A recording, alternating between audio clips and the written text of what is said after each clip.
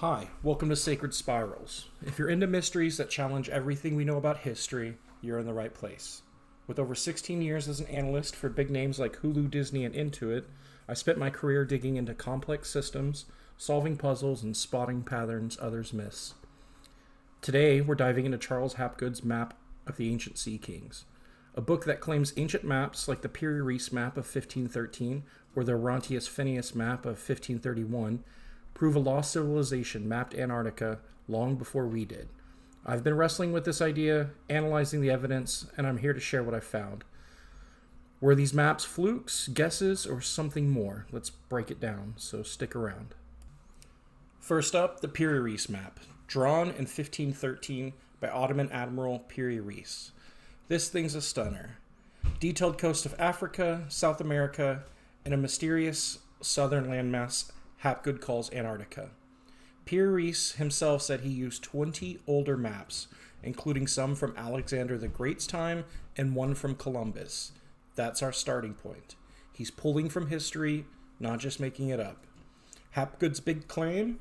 This map shows Antarctica, centuries before its 1820 discovery, thanks to an advanced ancient civilization. He argued it uses an azimuthal equidistance projection centered near Egypt, a math trick that makes its coastlines line up with modern maps. As an analyst, I love when data aligns, so I dug in. Here's what we found. The map South America is solid, pretty accurate for 1513, matching what Columbus and the Portuguese knew. But the southern landmass, Hapgood says it's Antarctica, with coordinates close to Queen Maud Land. I pushed back. Was it just a Renaissance guess, like the mythical Terra Australis? Piri Reis described it as hot with big snakes, which fits South America, not ice. Still, its placement below the Atlantic hints at something more. Then there's the Egypt-centered projection. Hapgood's team didn't assume it. They stumbled on it after years of work, and bam, the map distortion shrank. That's not jumping to conclusions, it's a data-driven discovery. Could it be coincidence? Sure. Old maps often centered on big cultural spots like Egypt. But the lack of grid lines doesn't kill the idea. Those projections don't need to be drawn out. It's just a compass to approximate the distances. My conclusion, the Piri Reis map southern land isn't Antarctica beyond a reasonable doubt. It might be South America extended or Terra Australis. But Piri Reis using older maps and the projection snapping into place suggests that he tapped into real knowledge. Maybe ancient. It's not proof of a lost civilization, but it's too good to dismiss as pure luck.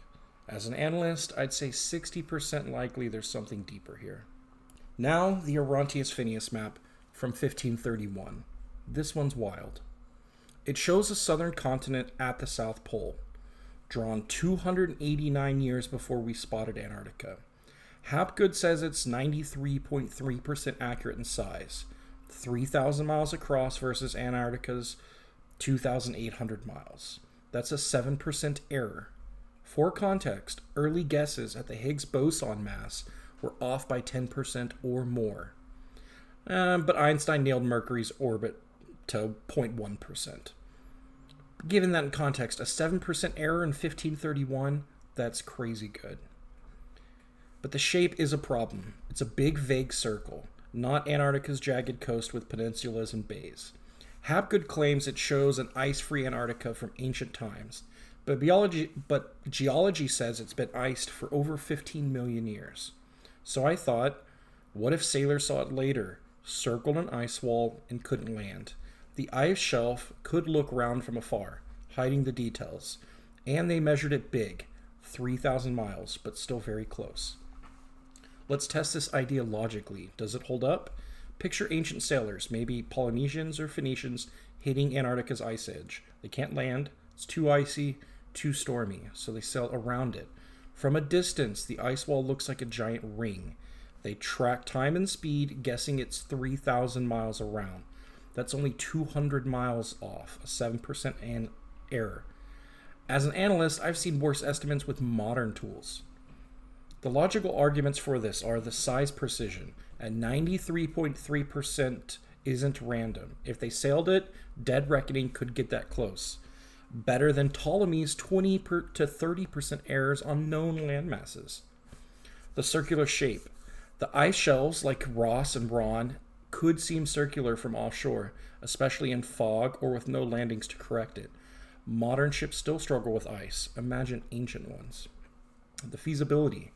Skilled mariners could have gone south. Polynesians hit tiny Pacific islands. Big ice walls are much harder to miss. There are some logical arguments against it.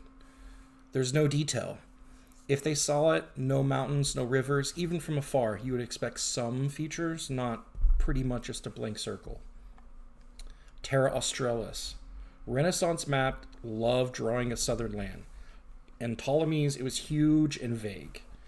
A 7% match could be a lucky guess, not a voyage. The odds of hitting that close randomly, about 5%. It's like rolling a 20 on a d20. Uncommon, but it does happen. There's also no evidence of logs, wrecks, or tales of ice lands that are well documented on this 10,000 mile voyage, which you would expect to have, some history about. But here's the kicker. The ice wall idea doesn't need them to land. Just observe and measure. A 7% error over 2,800 miles is like measuring a football field and being off by 7 yards. Doable with basic tools. But the counterpunch is hard. Why no specifics and why no record? Terra Australis fits without ancient trips. Cartographers guessed big southern lands all the time. Still, 93.3% feels too precise to be just pure theory. My conclusion, the Oronteus Finaeus Map size is too close to shrug off. 93.3% screams knowledge, not chance. The ice wall idea holds up logically. Sailors could have circled it, seen a ring, sized it right, missing details due to ice. It's not airtight, no artifacts, no features, but it's beyond a coin toss. I'd peg it at 70% likely they knew Antarctica was there, even if they couldn't map it perfectly. More maps would seal it, but it is compelling. Hapgood ties it all together with math. His team recalculated these maps' coordinates, found they fit modern geography with fancy projections, and said, this proves ancient smarts. As an analyst, I get the thrill. When numbers click, it's magic, but science needs more. His logic's tight. Assume ancient maps, tweak the projection, match the data. Claim victory. It's consistent if you buy the premise. It works. But it is circular. Without old maps or artifacts, it's a theory chasing its tail. Simpler ideas like Renaissance guesses or sailor know-how fit too, without lost civilizations. My conclusions on Hapgood's calculations are they're solid internally, but they're not independent evidence. They're what if that lines up, but not a this is. I'd give it props for creativity, but it's 50-50 without more proof. So what's the verdict? The Piri Reis Map hints at ancient sources. 60% chance it's more than a Renaissance flare.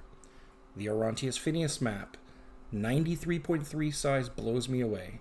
70% likely that someone saw Antarctica. Ice wall and all. Hapgood's math is clever, but unproven. 50-50 until we find more. As an analyst, I see patterns here too strong to ignore, yet too thin for certainty. Did a lost civilization map the world? Maybe. Did sailors stumble on secrets? Probably. We need more maps to know for sure. What do you think? Fluke or fact? Drop your take below, subscribe for more mysteries, and let's keep spiraling into the unknown.